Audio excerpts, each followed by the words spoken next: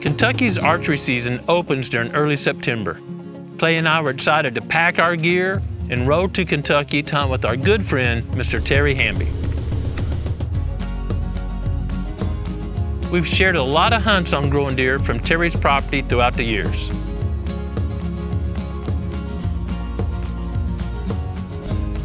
Once we arrived at Terry's, I got my bow unpacked and I was eager to head out and fling a couple arrows at a morel target to make sure the sight hadn't shifted during travel. The blood sports were hitting the mark and I was ready to hunt that afternoon. Mr. Hamby shared some Reconyx photos with us that showed several deer using one of his Eagle Seed 4-H soybean plots.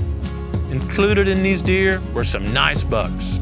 Based on Mr. Hamby's observations and Reconyx images, we decided to hunt from a ghillie blind located near the northwest corner of the plot. We put that ghillie blind right there in the edge of these pines. Are they coming out this side of the blind or that side of the blind? Coming out this side of the blind.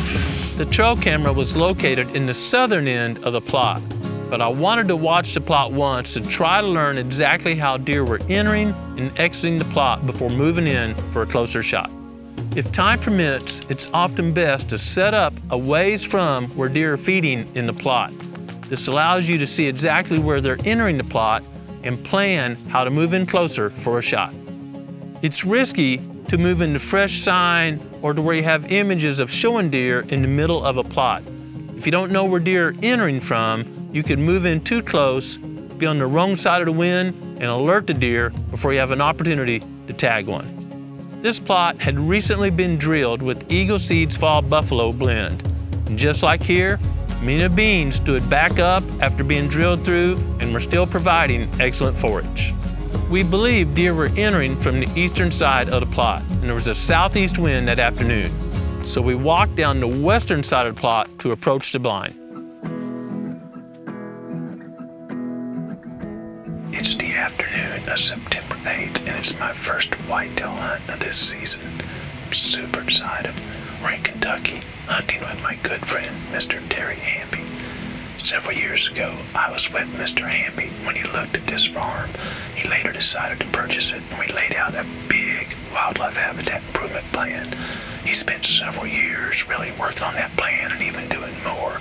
And it's awesome. He's got some great bucks, lots of does, plenty of turkeys. I've had many, many good hunts here. Let's see if we can't start off the season with tagging a buck. It wasn't long till deer entered the plot and started feeding on the beans. Comes another one. Yep, comes another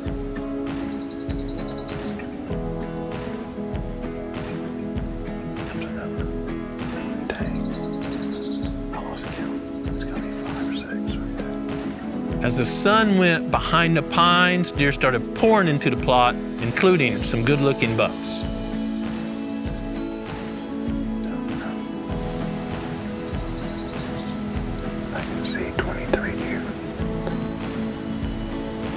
The deer fed till dark in the southern end of the plot, but it wasn't a wasted hunt. We now had a great plan of where deer were coming from and how they behaved once they got in the plot. Deer continued feeding in the plot even after dark. Mr. Hamby volunteered to come driving to the plot and alert the deer, spooking them out of plot. That way we could get out of the blind without deer associating the blind with danger. Clay and I planned on hunting near this plot for several days, and it was critical a vehicle alert them rather than 2 hunters walking through the plot. The weather forecast called for the wind to continue to be out of southeast, so Clay and I knew we'd slide in the next day around noon and hang some stands in the southwest corner, putting us much closer to where the deer were feeding.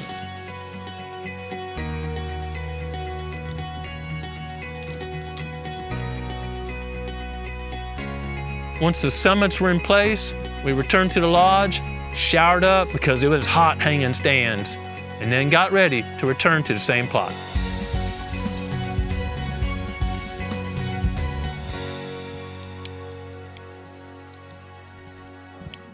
We just settled into the stands when the first deer stepped out straight across. It was working just as we'd planned.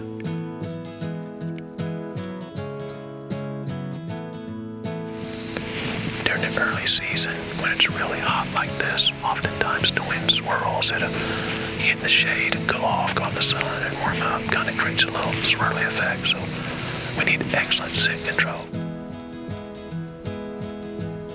Not long after, a group of does entered the plot from the northeast, and we had to wonder, would the bucks follow the same pattern they were on the night before, or shift up to the northeast like those does? That's a good buck, really good buck. It wasn't long until our question was answered. Man, look at those shoulders.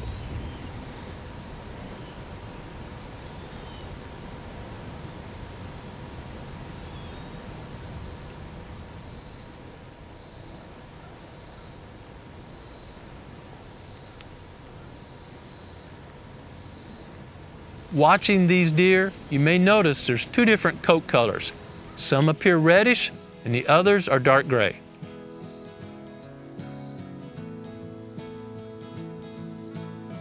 The coat colors are not due to a genetic difference and they don't have mange. During this time of year, some deer are still wearing their summer coat. It's light red, built to reflect the sun, reflect heat.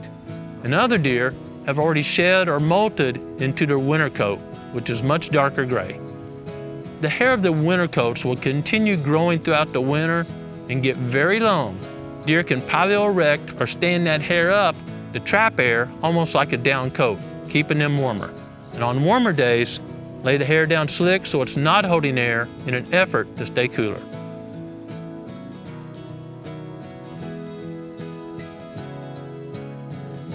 Unfortunately, the bucks drifted to the north and never walked within range. This often happens when hunting larger food plots or ag fields. It's tough to pinpoint where deer will enter, feed, and exit. This is why I prefer to find a bottleneck 100 yards or so off the food plot. That way you kind of know where deer are passing through, even if they spread out and enter the plot at different areas. But in this case, we were only a couple hundred yards from a neighboring property. I didn't know the land between the plot and that boundary very well, and I didn't want to walk all over and risk spooking the deer out of the area. Many of the deer tended to feed along the eastern side of the plot. Studying an onX map of the area, it looked like there were some north-facing slopes within a few hundred yards of that edge of the plot, and I assumed deer were bedded during the day on those north-facing slopes in an effort to remain cool. Growing Deer is brought to you by Bass Pro Shops and Cabela's. Also by Reconics, Eagle Seed, Nikon, Winchester, Lacrosse Footwear, Morel Targets, Bog, Hooks Custom Calls, Montana Decoy, Summit Tree Stands, Drake Non-Typical Clothing, RTP Outdoors, Yamaha, Fourth Arrow, onX Hunt, Scent Crusher, Scorpion Venom Archery, Bloodsport Arrows, Code Blue, Decode, G5 Broadheads, Prime Bows, and Redneck Hunting Blinds. The following day, the wind shifted from southeast to southwest, so midday, Clay and I slipped in once again and hung another set on the eastern side. After another sweat bath while hanging the stands, we returned to the lodge, cleaned up again, and headed back out for another hunt. There's the old setup.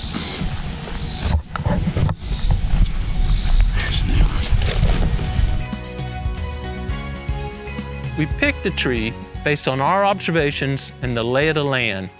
It was hot that week, temperatures in the low to mid 90s. Deer can't adjust the thermostat like we do when we're back at the lodge, so they have to find a place to cool or warm up based on the conditions.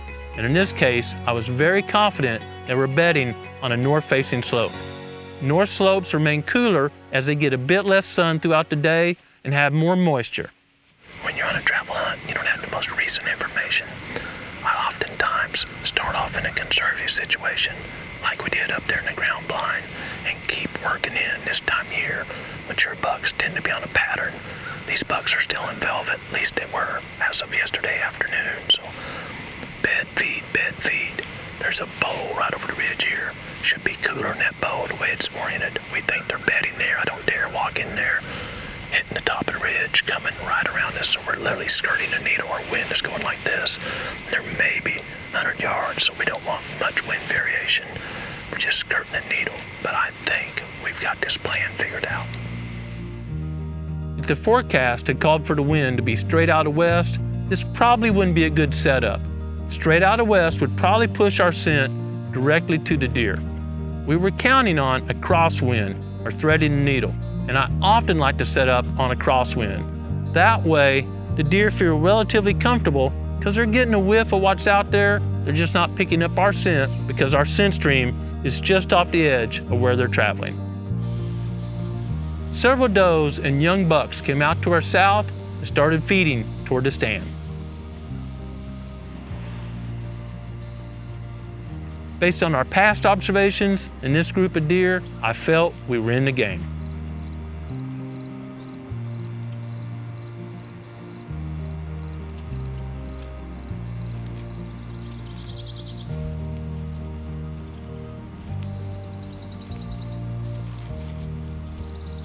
Then we spotted the bucks, but unfortunately, they were to the north of us.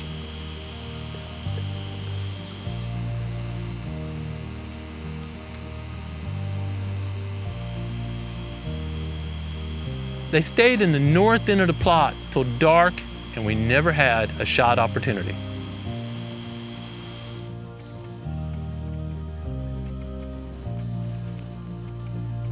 Even though I didn't punch a tag, there were several great lessons we can share from this hunt. First, I believe a key element of seeing mature bucks feeding in a plot afternoon while we're hunting that same plot was making sure we did not alert those deer. Now we can pick our stand location based on the wind, but you still have to get down and leave the plot, and that almost always blows any deer in the plot out of the area. But in this case, Mr. Hamby was gracious enough to come pick us up, pull to the edge of the plot, shine his lights out there, push the deer on out, then we could get down without alerting deer. Using this technique, the deer did not associate the area with danger from a hunter, and they see vehicles come and go all the time. They ease out, let the vehicle clear the area, and probably return to feeding in that plot. Second, using multiple blind and stand locations allowed us to continue hunting the plot even though the wind shifted almost around the compass. When hunting a new property, there's often an advantage to not setting up exactly where the trail camera pictures are showing deer feeding. Unless you know where deer are entering the plot, you're liable to set up in an area that would spook the deer before they ever made it to shot distance. During the early season, deer are often still on a food cover pattern. And if you can identify where they're feeding, you have a great chance of seeing deer. We had multiple encounters of does and bucks at this plot. We didn't punch a tag, but I'm confident the deer are still feeding there. And when Mr. Hamby has a chance in the next few days, I'll bet he can return to that plot based on the information we gathered and wrap his tag on one of those bucks. Hopefully, I'll tag in Missouri here during the next few weeks and be able to return to Kentucky and hunt again with my good friend, Mr. Hamby. In addition to preparing for hunting season, I've been busy speaking at several events. Recently, I spoke at Mount Carmel, Illinois, Marble Hill, Missouri, and Berryville, Arkansas. I really enjoyed visiting with fellow hunters at each of these events. September 26th, I'll be speaking at Syracuse, New York, and September 28th, Daniel will be speaking at Columbia, Missouri. If you live near one of these locations, check out the screen for more details. While Daniel and I are traveling speaking, Clay, Tyler, and the guys will be here at the Proving Grounds trying to tag a Missouri buck. If you have a friend that you believe would enjoy the hunting tips we share at Growing Deer, please encourage them to subscribe to our channel. And if you enjoy the tips, please give us a thumbs up. I hope you have a chance to get outside and either scout, hunt, or simply enjoy creation. But more importantly, I hope you take time every day to slow down, be quiet, and listen to what the Creator is saying to you. Thanks for watching Growing Deer.